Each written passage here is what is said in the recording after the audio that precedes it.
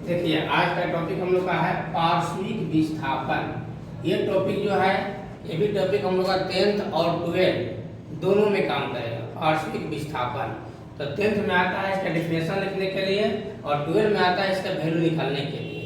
आज हम दोनों बताएंगे, इसका ये डिफिनेशन और इसका वैल्यू।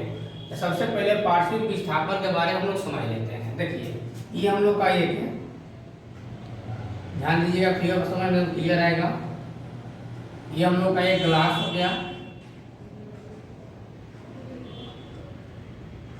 ये कांच का ग्लास है। इसकी मोटाई को हम लोग T मान लेते हैं, यहाँ से यहाँ तक ये जो कांच है इसकी मोटाई को हम लोग T मान लिए। ये मान लेते हैं ये अभिलंब हो गया,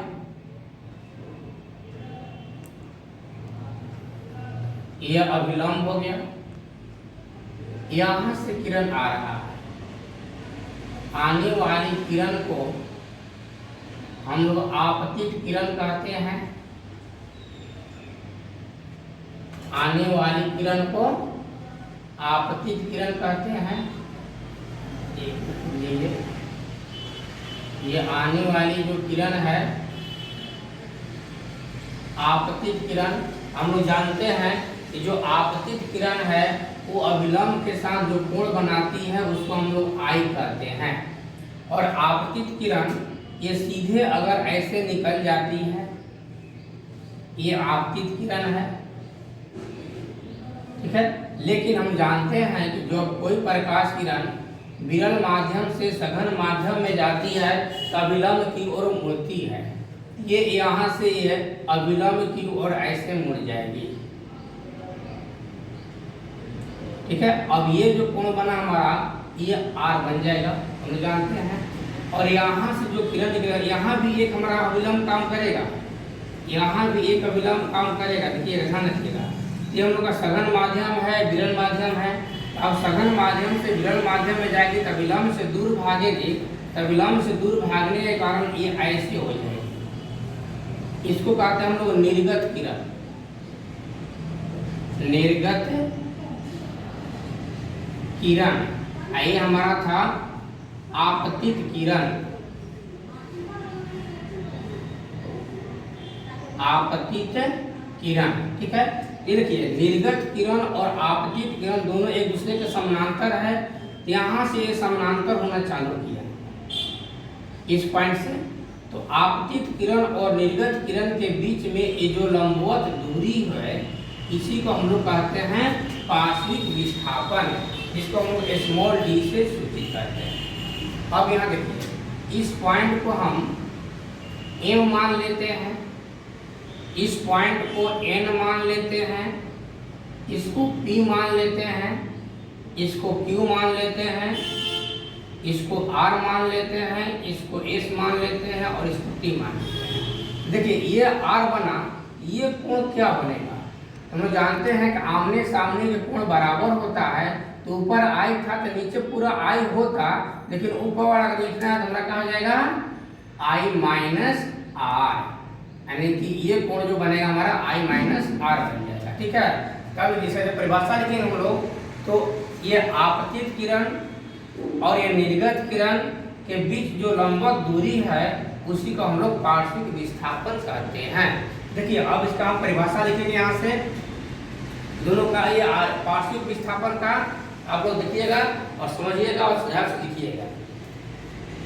देखिए अभी हम पार्श्विक विस्थापन के बारे में समझाए हैं कि ये आपतित किरण और निर्गत किरण के बीच जो लंबवत दूरी ये है उसको हम लोग पार्श्विक विस्थापन कहते हैं। यही परिभाषा लिखिए। देखिए आपतित किरण और निर्गत किरण के बीच लंबवत दूरी को पार्श्विक विस्थापन कहते हैं। इसे स्मॉल d से सूचित किया जाता है। ये हम लोग का जो है ये 10th में आता है डिफिनेशन लिखने के लिए पार्श्विक विस्थापन का, जो यहाँ तक हम डिफिनेशन लिख देंगे। अब 12 में आता है ये वैल्यू निकालने के लिए कि पार्श्विक विस्थापन का वैल्यू कितना होगा। तब हम वैल्यू निकालने के लिए बताते हैं, एक मिनट रुक जाइए। देखिए वैल्यू निकालने के लिए हम लोग पहले इसमें लिख लेंगे थोड़ा सा। माना कि आपतित किरण एवं निर्गत किरण के बीच लंबवत दूरी QS लंबवत दूरी क्या है? QS बराबर D है। ठीक है, ये हम लोग लिख लेंगे कि माना कि आपतित किरण और निर्गत किरण, ये आपतित किरण है, ये निर्गत किरण है, दोनों के बीच लंबवत दूरी QS बराबर D मान लिए। यहाँ तक लिख लीजिएगा। उसके बाद आगे लिखिएगा त्रिभुज, देखिए MQS में, त्रिभुज MQS में, ठीक है, MQS में चलेंगे हम लोग साइन बराबर, तो हम लोग जानते हैं साइन में, समझ लीजिएगा कि साइन थीटा बराबर क्या होता है? तो साइन थीटा बराबर होता है हम लोग का P/H। ध्यान रखिएगा। तो यहाँ पर थीटा का जगह पर क्या हम लोग का है? I-R है। तो साइन I-R बराबर जो P कह रहा है, ध्यान रखिएगा, ये लंबा दूरी के यहाँ 90 डिग्री कोण ये बना रहा है, तो ये हमारा हो जाएगा कर्ण, ये हो जाएगा हमारा क्या? P, यानी कि P/H जब लिखना है तो P जब लिखने का हम लोग QS और H जब लिख लेंगे हम लोग MQ। अब देखिएगा यहाँ पर, तो साइन I-R बराबर जो QS है, देखिए QS जो है इसका वैल्यू क्या है? D है। जहाँ QS है वहाँ D कर लेंगे, और नीचे क्या है? MQ। तो MQ की तो वैल्यू नहीं है, तो यहाँ MQ जो का क्यों लिख देंगे। ठीक है, कोई दिक्कत नहीं है। अब देखिए, अगर हम D निकालना है तो D इक्वल टू करेंगे, नीचे 1 मान लेते हैं, यहाँ तिरछा गुना करेंगे ना हम लोग, तो D बराबर हो जाएगा MQ साइन I-R। ठीक है, इसको हम लोग समीकरण 1 मान लेंगे। हमें त्रिभुज MQS जब लेके चले, MQS, इसके द्वारा हम लोग का समीकरण 1 प्राप्त हो गया। अब MQ का वैल्यू निकालकर समीकरण 1 में पुट कर देना है। तो MQ का वैल्यू निकालने के देखिएगा इधर बोर्ड पर MQN है, इसके लिए एक ट्रायंगल चलेंगे, MNQ लेके चलेंगे, यानी कि त्रिभुज MNQ कर लेते हैं MNQ से। अब देखिए, ये त्रिभुज में जब चलेंगे, इसमें चलेंगे हम लोग कॉस लेकर। तो हम लोग जानते हैं कि cos थीटा बराबर होता है B/H। अब देखिएगा त्रिभुज कौन हम लोग का है? MNQ। यहाँ पर 90 डिग्री का कोण दिखा रहा है। ठीक है, तो B/H लिखना है, तो यहाँ पर 90 डिग्री कोण दिखा रहा है, मतलब ये हमारा B होगा यहाँ से यहाँ तक। तो B का हो जाएगा MN और H का हो जाएगा, ये वाला H हो जाएगा MQ। तो cos, यहाँ पर हमें cos R लेना पड़ेगा, cos R होगा यहाँ पर। तो cos R बराबर MN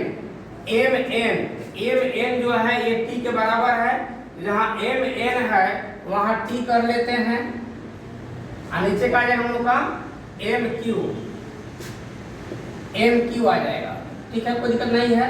अगर हम MQ इक्वल टू करते हैं, ये यहाँ आ जाएगा, यानी कि T/, हो जाएगा cos R। ये MQ का वैल्यू जब निकल गया तो समीकरण 1 में पुट कर देंगे। आगे लिखेंगे हम लोग आगे समीकरण 1 से, तो समीकरण 1 हम लोग उतार लेंगे।